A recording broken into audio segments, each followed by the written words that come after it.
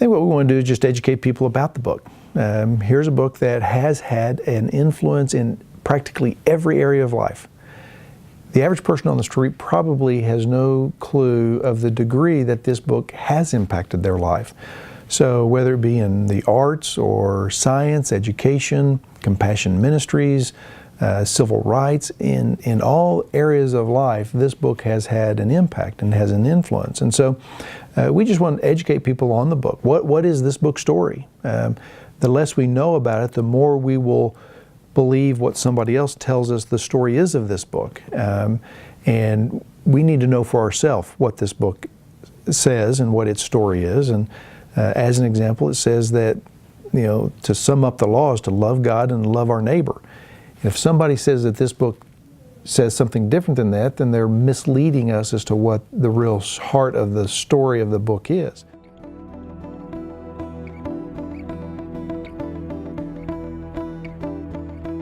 We were originally looking in Dallas. We opened it up to New York City and Washington, D.C., because when I looked at the top 10 metros in the U.S., those were the couple of other cities that I thought stood out to me. The mayor of Oklahoma City called up at one point and said, "Why don't you put it here in Oklahoma City?" And, I said, well, for selfish reasons, I would love to do that, but I think we need to be where it will be of most impact. We did a survey, and the survey showed it would be best attended in Washington, D.C., and that really just makes sense. It's the heart of museums in our nation with the Smithsonian's there. People go to D.C. because of the museums, and so it made sense that that's where we would be best attended.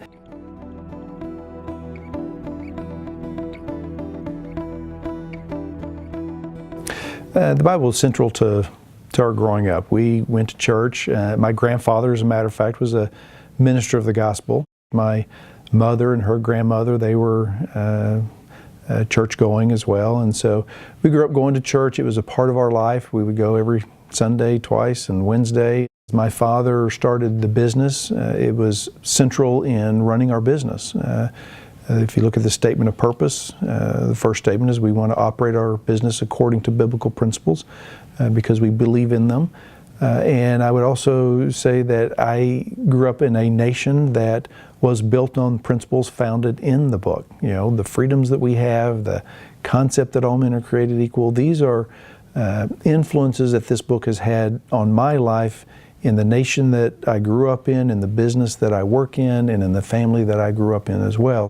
I read the Bible every day. I made a commitment years ago to God that I would be in His Word every day, and so for years I've done that.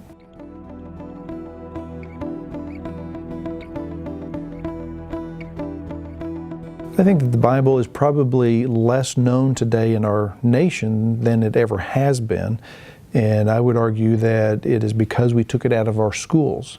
It used to be regularly taught in our schools, but in the 60s with some Supreme Court rulings, it started coming out of our schools. I can show you in my desk what's called a New England Primer, which was what was used for many years in this nation as a beginner book to teach a child how to read, and it regularly used Scripture as part of its teaching. I think that it being foundational to this nation, the more we lose, the less we know of it, the more we're at risk of taking this nation in a different direction than what the founders had originally planned.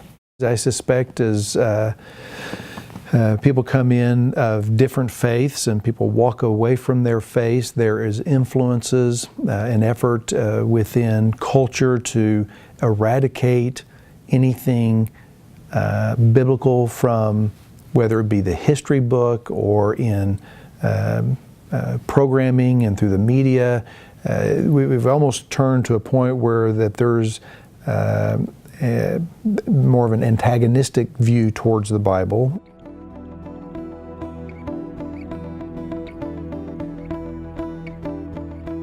I think that for the most part we're letting people know that this is not about a faith tradition, a church, or a denomination. It's about a book. And that has been well received by Jewish or Catholic or Protestant faiths, because we're really not trying to speak about our faith as we are teaching the facts about a book. There will be people that have already made their conclusion of what they think about this book. Some love this book and would give their life for it, and some hate this book and would think that a museum is just a waste of time. And so we're going to have both of those. The Bible is a controversial book.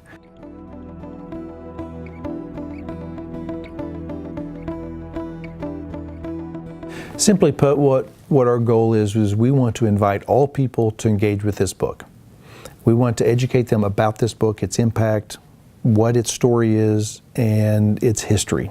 We have 3 floors in the museum: a history floor showing evidences from archaeological evidence to manuscript, print, to the digital age that we have today, and how the people are engaging with this book even today.